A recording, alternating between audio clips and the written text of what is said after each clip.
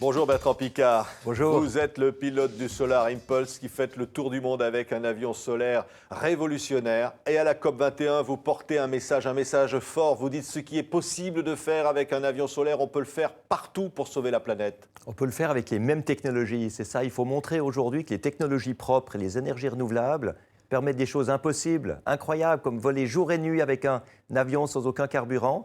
Et toutes ces technologies-là sont à disposition pour tout le monde. C'est ça le message du Solar Impulse. On voit ce défi incroyable. Cet avion donc, qui a décollé, c'était en mars dernier pour un défi inouï. Absolument. André Borchberg et moi, nous avons déjà traversé l'Asie. Ensuite, André a volé d'Asie à Hawaï, un vol de 5 jours et 5 nuits, sans aucun carburant.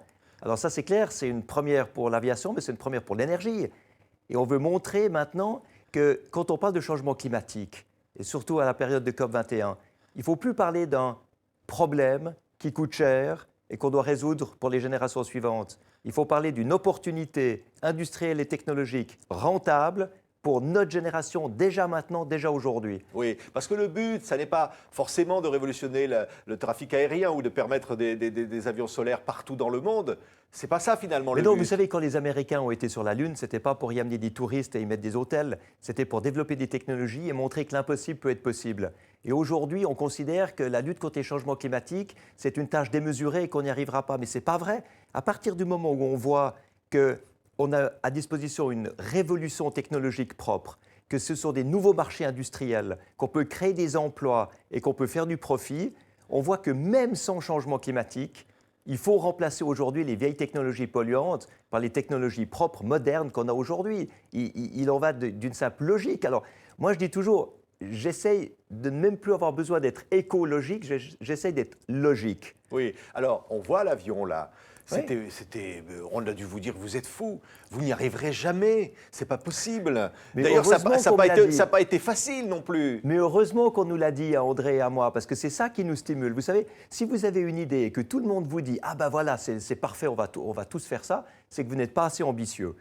Donc si vous voulez inventer, créer, changer les manières de penser, vous devez faire quelque chose qui est considéré comme impossible et qui ensuite est réussi. C'est à partir de là que vous frappez les esprits. Oui, alors ce tour du monde, il n'est pas terminé, il va reprendre. Alors, on a l'avion à Hawaï maintenant et on reprend en avril prochain pour faire Hawaï, États-Unis, Europe, si possible à Paris et retour à Abu Dhabi. Oui, qu'est-ce qu'on ressent, on voit ces images-là, Bertrand Piccard, quand on est dans cet avion solaire et qu'on survole comme ça tous ces territoires et on n'entend rien, j'imagine, c'est totalement silencieux. C'est totalement silencieux et surtout, vous êtes dans un avion unique. Il y en a un seul au monde. Et plus vous volez, plus vous avez d'énergie à disposition. Vous avez la jauge d'essence, ce qui est normalement une jauge à essence sur un avion qui descend, nous, c'est une jauge d'énergie qui monte quand on vole. Et puis, ce qui est fantastique aussi, c'est de savoir qu'il y a des millions de gens qui suivent le projet parce qu'ils soutiennent ce message. Donc, c'est aussi une responsabilité, ce n'est pas seulement un privilège. Ça veut dire, Bertrand Piccard, plus vous volez, plus vous gagnez d'énergie, en fait. Oui, c'est le contraire. oui. Et c'est ça qui nous permet d'emmagasiner l'énergie dans les batteries, de passer la nuit en vol, d'atteindre le lever de soleil suivant et de continuer. Donc c'est un avion qui a une autonomie illimitée. Il est fait pour voler perpétuellement. Oui, c'est le message que vous passez à la COP21. Vous l'avez dit à John Kerry, le secrétaire d'État américain. Vous le dites à François Hollande qui va venir visiter ce soir le stand de Solar Impulse au Grand Palais, au stand suisse. Et vous allez leur dire, vous leur dites quoi finalement? Vous leur dites bougez-vous, regardez, c'est possible. Alors, écoutez, le gouvernement français et François Hollande et Laurent Fabius font un travail absolument incroyable, mais fantastique. Ils ont amené toute la planète à Paris. Alors maintenant, ce qu'il faut dire aux gens qui sont venus à Paris, c'est de leur dire que même dans les pays en voie de développement et à plus forte raison dans les pays riches, l'énergie renouvelable et les technologies propres qui sont capables d'économiser l'énergie sont rentables et créatrices d'emplois. Oui, ça ne coûte pas forcément cher à mettre en place. Mais non, mais c'est pas seulement que ça coûte, ça coûte pas cher, ça ne coûte pas. C'est un investissement. Un investissement, ça rapporte.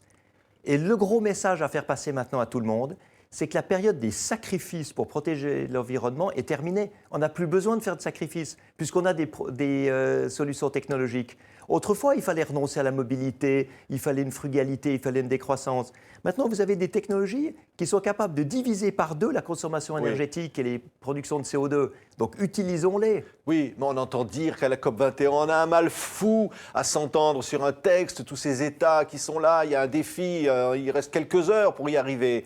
Vous dites c'est facile, on peut le faire? Je n'ai pas dit c'est facile, j'ai dit c'est simple, ce qui est différent. Simple dans le sens où les solutions sont là. Alors ces solutions, elles sont mises en avant par la société civile, par les industriels, par une partie du monde politique, dans tout ce qui est événements, conférences, interviews, médias, etc.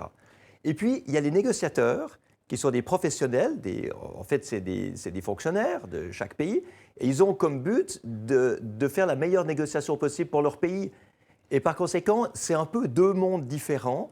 Et ce que j'espère, c'est que le monde des négociateurs ressent et arrive à percevoir l'incroyable engouement et enthousiasme qu'il y a dans le reste de la COP, sur toutes ces solutions qui sont à disposition. Oui, on va voir des images à Monaco au moment de l'arrivée à Hawaï. On voit comment vous êtes heureux, comment toute l'équipe. C'est une aventure collective. J'ai presque dire c'est une aventure d'abord individuelle. C'est-à-dire on change le monde d'abord par une action personnelle, une aventure personnelle. Bon, c'est une équipe, hein. Il y a d'abord André Borschberg et moi qui nous relayons dans le cockpit. Il y a une équipe incroyable. Il y a les médias, parce que les médias participent à cette aventure pour la faire vivre au public.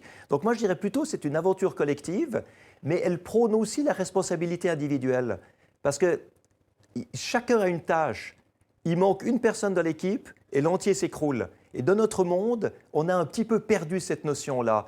On a un petit peu perdu cette idée d'encourager les gens à utiliser leur vie pour fonctionner mieux. Oui, pour ça c'est un peu le psychiatre que vous êtes mais aussi oui, qui parle. Mais absolument. Vous savez, notre monde irait mieux si les gens réalisaient qu'ils ont en eux des ressources de créativité pour résoudre les crises dans lesquelles ils sont, pour arriver à évoluer, pour arriver à se remettre en question, trouver des nouvelles manières de faire et nouvelles manières de penser. Notre monde ne serait pas dans l'état de dépression actuel si on fonctionnait davantage comme ça. Ça veut dire que finalement un accord à la COP21 avec ces chefs d'État, ça ne suffira pas. Il faut une prise de conscience mondiale, planétaire, individuelle. Moi, je dirais que c'est l'inverse. La prise de conscience planétaire, elle existe, mais elle doit être traduite en actes, et c'est ça que la COP21 doit faire. Alors, une fois que l'acte sera signé, ensuite, il faudra le mettre en œuvre. Donc, il y aura encore des COP successives, mais la France aura fait un travail extraordinaire de pionnière. Et si on peut se rappeler de l'accord, du protocole de Paris, comme du moment où tout le monde s'est mis d'accord pour changer quelque chose dans ce monde, ce sera réussi.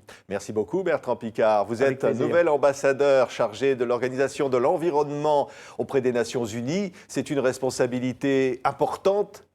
C'est une responsabilité importante, mais c'est surtout la possibilité de communiquer les valeurs du programme de l'environnement des Nations Unies, le communiquer à tout le monde.